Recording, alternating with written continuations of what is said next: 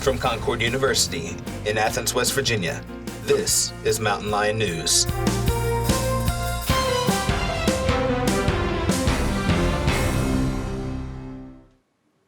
Hello and welcome to Mountain Lion News. I'm Kiana Johnson. And I'm Leah Gilpin. Up next, we have Jakil Sareem with Campus Connection. Concord University will host a wellness fair on Wednesday, October 31st, 10 a.m. to 2 p.m., located in the ballroom of Student Center. Bonner Scholars will be selling raffle tickets for a shoe gift card Thursday, November 1st from 11 a.m. to 2 p.m. at ground floor lobby of Student Center. Last day to drop classes with a grade of a W will be November 2nd, 8 a.m. to 4 p.m. Wednesday, November 7th, Concord University will share opportunities for studying abroad at Concord University in Fine Arts Building, room A200. Concord University's Department of Business hosted the 25th annual Concord Business Challenge earlier this week. Approximately 200 juniors and seniors from West Virginia and Virginia came to the Athens campus to test their knowledge base and to spend the day at Concord exploring the environment. The event began with a continental breakfast, followed by a welcome from Kendra Bogus, the president here at Concord University. Directly after the welcome, the testing began. Participants competed in a variety of business academic competitions, including accounting, finance, economics, computer applications, management, and business math. The event concluded with an awards ceremony where first, second, and third overall winners were announced in each challenge competition. 12 scholarship winners were selected based on their performance. In addition to capturing the event, we also interviewed 2 participants to see what they gained from the event. I'm Angela Van Horn. I go to Woodrow Wilson High School. I'm a senior, and I just took the business marketing test, and it was good. I would say people should do it. It's a good opportunity for others to win an award. It's overall a good experience, to tour the campus. It's a great campus, so I'd recommend it. Proud. I'm a senior at Woodrow Wilson High School, and I just participated in the Concord Business Challenge. It was a great experience to tour the campus and get to experience different business tests and to test your knowledge on what you know. I would recommend this to other people. It was a great opportunity and a great chance to learn more. On October 26th, the Concord and Athens community at large got to enjoy the best part of October here at the Campus Beautiful, when the annual Spooktacular came back to both startle and sing the night away. Spooktacular is a music montage directed and composed by Dr. David Ball of the Music Department, located in the Arts Building on Concord's campus.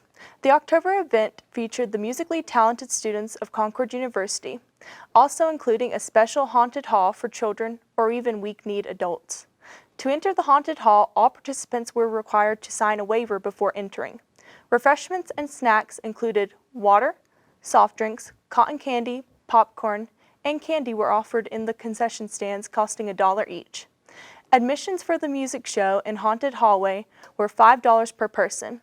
If you missed Spooktacular this past Friday, no worries, you can always check out the show next year. November is National Novel Writing Month, and Student Support Services, or SSS, has found their own way to encourage the Concord community to get a word in. SSS is a federally funded grant program that has been serving Concord University since 1973. They provide qualified students chances to go on cultural trips, get one-on-one tutoring, attend workshops, and other various opportunities to help students grow educationally and professionally. They are working to notify students of the opportunity to participate in NaNoWriMo, which is an organization that challenges its members to write 50,000 words in the month of October. It is free to sign up for. With the help of SSS, 6 students have already agreed to take on the challenge. For students participating, SSS has created a Facebook group to offer students resources to help them with the writing process and moral support. SSS encourages students to not look at this as another assignment, but as a way to have fun writing even if they don't have to reach their goal.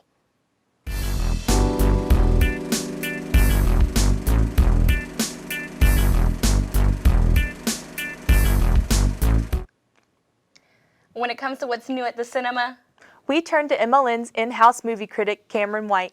Cameron? Thank you, ladies. Hello, and welcome to Roles That Move the Soul. Today I will be reviewing the newest installment to the Michael Myers franchise, Halloween 2018. The newest Halloween is directed by David Gordon Green and stars Jamie Lee Curtis as Laurie Strode, Judy Greer as Karen Strode, Andy Matichak as Allison Strode, Will Patton as Officer Hawkins, and of course Nick Castle as the boogeyman himself, Michael Myers. This film is an absolute blast as a popcorn munching night out with the most brilliant performance by Jamie Lee Curtis since her Activia commercials. Not to mention that John Carpenter created what is possibly one of the greatest film scores in history. Not to say that the film is perfect, there are some problems in the writing and editing department, but every single time Michael Myers is on screen, the energy in the theater is both euphoric and terrifying all at once. This movie will not be the same if it is watched at home. So please listen to this humble movie critic's opinion and watch it in a packed theater today. That's it for now. This has been Roles That Move the Soul. I'll be back with another review in 2 weeks. Reporting from the MLN studio, back to you.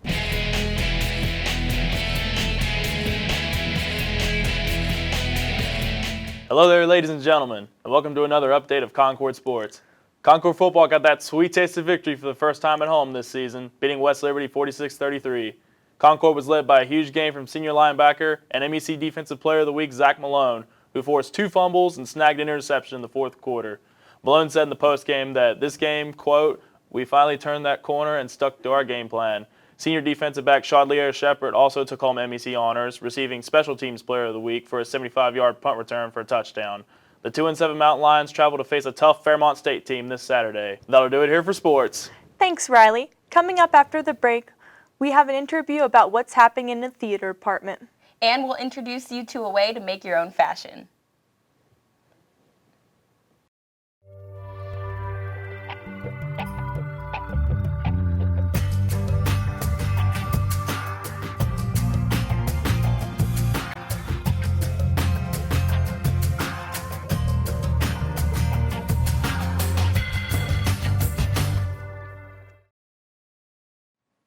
Hi, I'm Caleb Marsley, and we're sitting here with Karen Vuranch, the theater professor of the Com Arts Media Department, and as well as the director of the school's Crucible. How are you doing, Ms. Vuranch? I'm doing great, Caleb.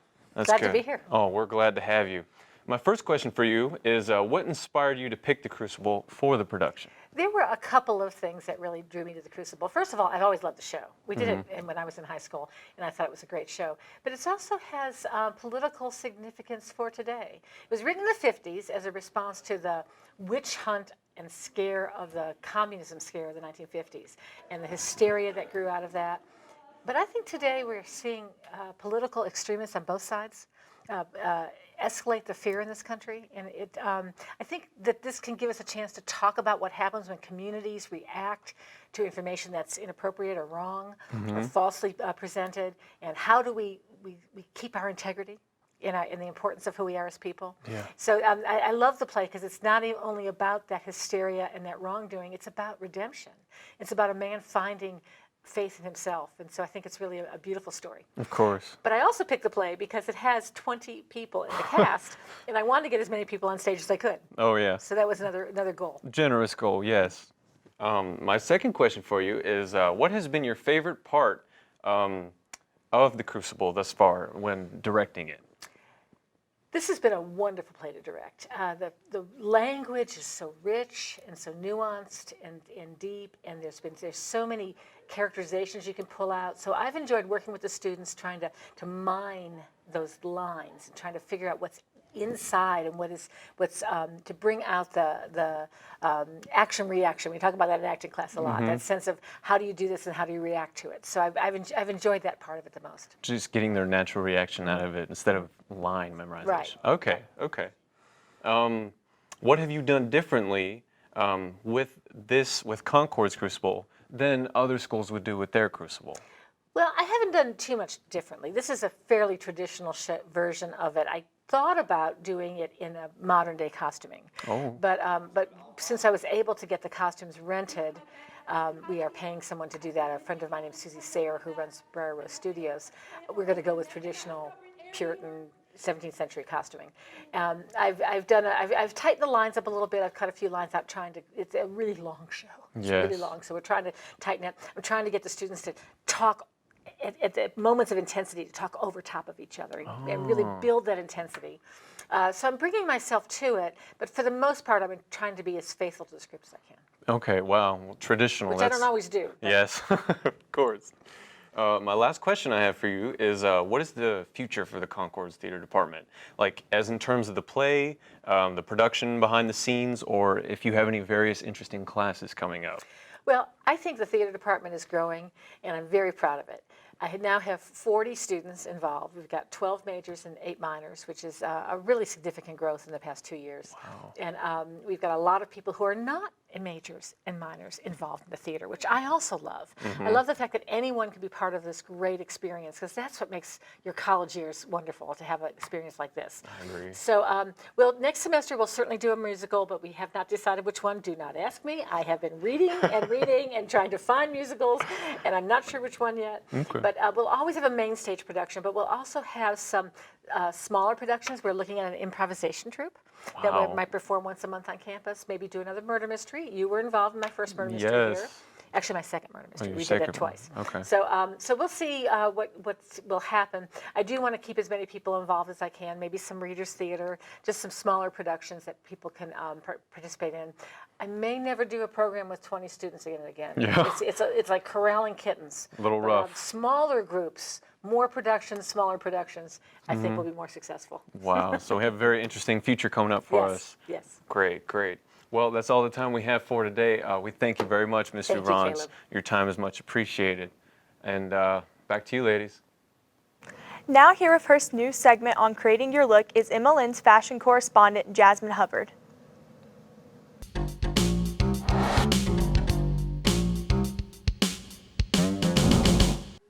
Hi, I'm Jasmine Hubbard with So Cute, and this week I got to interview one of the girls here on campus about her hauntingly beautiful fashion. Let's take a look.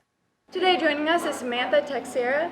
Did I pronounce that right? Yes, ma'am. All right. So how would you summarize your fashion and label it? I've never really thought of labels, but my friends often describe me as the happiest goth you're ever going to meet. When did you first start getting into goth or just alternative fashion in general?